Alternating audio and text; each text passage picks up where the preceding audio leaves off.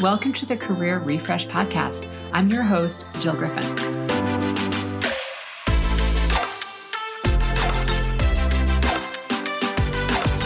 I'm a former media and marketing executive turned career strategist and executive coach. I spent my career working my way up and through the ranks of global organizations and startups, and today I show others how to do the same. Join me each week as we discuss the strategies and actionable steps to leverage your strengths, increase your confidence, and develop your career well-being. Ready? Let's do it.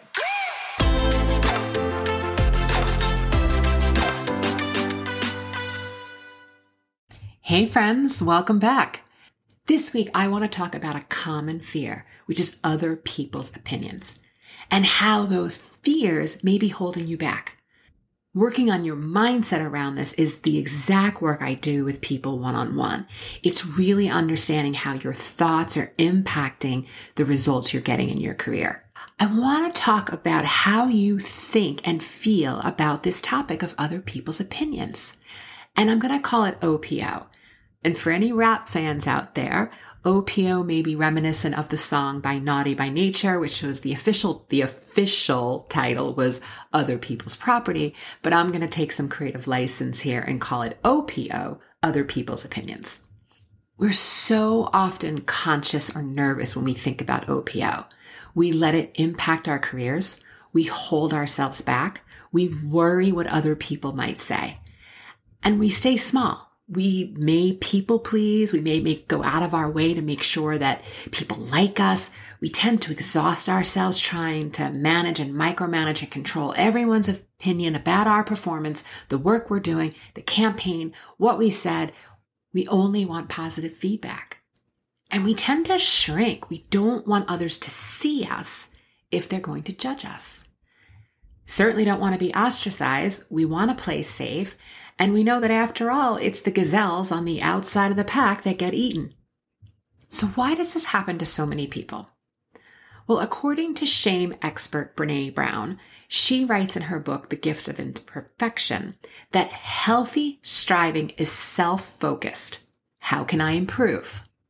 Whereas perfectionism is other-focused. What will they think? Oof, can you feel that? All of this makes sense to me. So many of us are worried about social disapproval, and that worry can spread from our workplace performance to our networking connections and eventually to our wallet. Our fear of OPO bounces between rational and irrational and can quickly become unproductive. It can even get obsessive. So often we are triggered because we believe that there is truth in what someone else is saying. And it could be a big doubt or a little doubt. But if we have that doubt about ourselves and someone says something or we think we know what they're thinking, that's where the trigger comes from. And what I know for certain is that if you say things about me that I don't believe, I'm going to either scoff or I'm going to laugh it off because I'm going to think it's ridiculous. And back in the day, before I started learning about mindset, if you hit on a sensitive topic, something that I was aware of yet working on, it was going to be much harder for me to brush it off. And I was going to feel triggered and then act from a place of being triggered. And guess what I create? Pretty crappy results. And I'm also probably going to want to fix it. And then I'm going to people please and go out of my way to make sure that you still like me. And then I was just like freaking weird. And you knew it and I knew it and it was all graspy and weird. We all get triggered because we believe what is being said. And that's okay because we're all works in progress working on our own messiness. But when you think about what other people might say, I want you to really think about, well, who are these other people? And when you begin chewing on that thought, what will other people think? I want you to get specific. Who are you actually thinking about? And for years, when I would slip into this thinking, I would often think of a woman from my early days of working at Atlantic Records. I assure you, this woman has not thought of me in years. She probably didn't even think of me when I worked for her. But I would allow her to live rent-free in my head. Everything I did or thought about what she would be thinking as the reference point. And it's so funny that we do this to ourselves. But you know what? I guarantee you that someone at some point has wondered and worried about what you think about them. And we're all just living one big circular reference. So when you really think about their opinion, what are your thoughts? I want you to pause and think here. And then I want you to ask yourself if it's true. Can you prove it to be true? What is the exact evidence that proves it to be true? And then I want you to name them. Who are they? Name the names. Who are these boogeymen and women in your life? Think. Make a list of all the opinions and the things that they might say about this given topic that you're ruminating on. Get it down. Now let me ask you, can you answer all of those opinions? Can you control them all? Or do you find yourself grasping for words? Do you even want to control them all? Like, doesn't it feel exhausting to think that you can manage or control something that is completely uncontrollable? And then next I would say is, do you want to live their lives? This is not an exercise in taking them down or criticizing them. It's simply about getting curious. Are they a role model to you? Does their opinion really matter to you? And when you question what will other people think, I want you to come up with a list, and like a very small list, maybe 3 people of whose opinion you will actually take feedback from. This doesn't mean you don't love and respect the others. It just means you're not taking opinions from them. If they are not in the arena, marred by the dust and sweat and blood, they don't get an opinion. And that is a riff off the Teddy Roosevelt quote. And what I've learned is that most people really don't care what you're doing. Everyone has their own insecurities. And if they really do care what you're doing, and they're not your mother, their thought lasts about 60 seconds before they go back to focusing on themselves. Most of us are the reference point for our entire story. We are the center of our own narrative.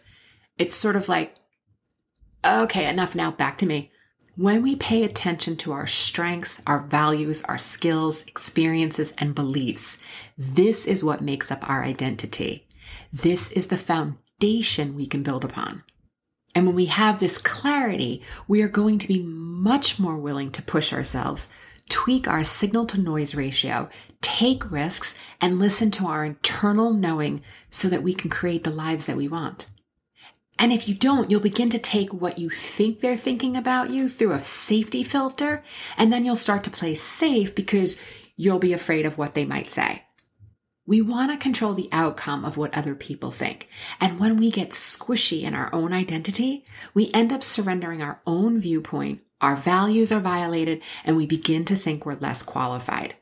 Wanting to be liked or thought of in a good light isn't a bad thing. It can help us create awareness of how others view us, and if we choose to, we have the option to modify our behavior. Unfortunately, for some, caring about other people's opinion can send us down a path where we begin to value their opinion more than our own. I am not who I think I am. Are you ready? I am who I think you think I am. And that's another woof. We are wired to connect and be part of a community. We want to be included and accepted. We have a fierce craving for societal approval. Again, evolutionary biology, my friends. If you messed up on the hunt or you didn't get the kill, your existence in the tribe could be threatened. Our fear-based desire to fit in can be paralyzing, and it impacts our lives and our growth. This is why mindset work is so important in all aspects of our lives, but it takes practice. It takes time to peel back the layers of an unmanaged mind. And there's hope, because you get to accomplish a ton with a half-managed mind. Trust me, I know. And when we manage our minds, we have a greater chance of creating a life on our own terms. So the first step is to be the watcher of your mind.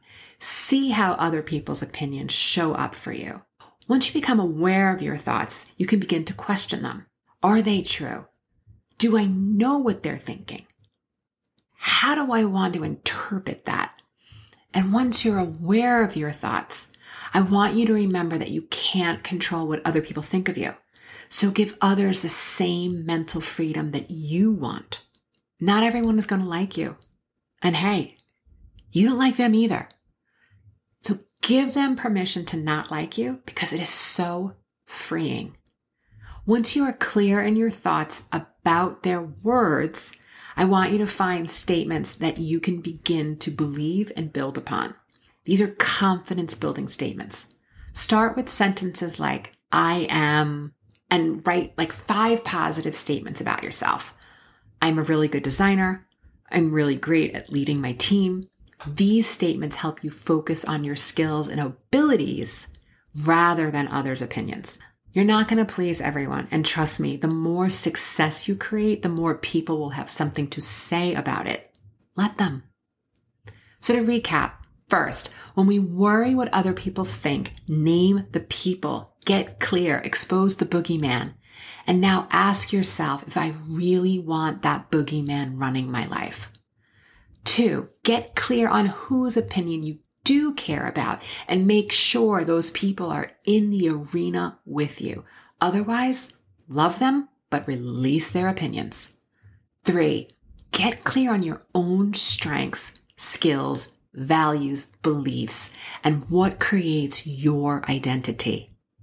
4, create confidence-building statements that start with I am. These statements remind us how we want to feel and help us stay focused on the goal. And number 5, remember that you're not going to be able to control other people's opinions and please everyone.